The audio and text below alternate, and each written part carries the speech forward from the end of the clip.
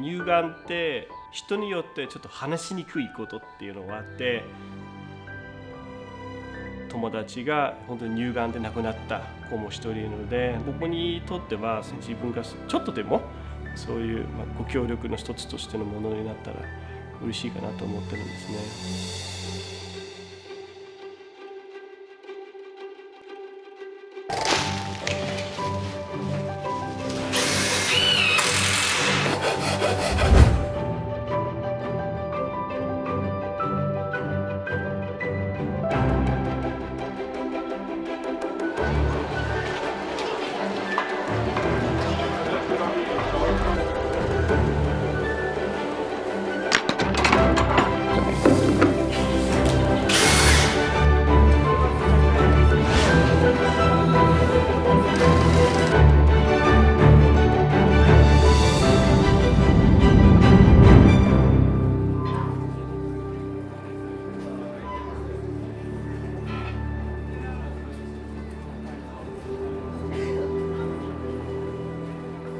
一番大事と思ってるのは話にならないといけない。話になると人の思い出に残る。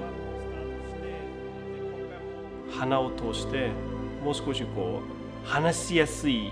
なるような、乳がんのそのアウェアネスがもっと広がると意味合いが深くなるんではないかなと思いますね。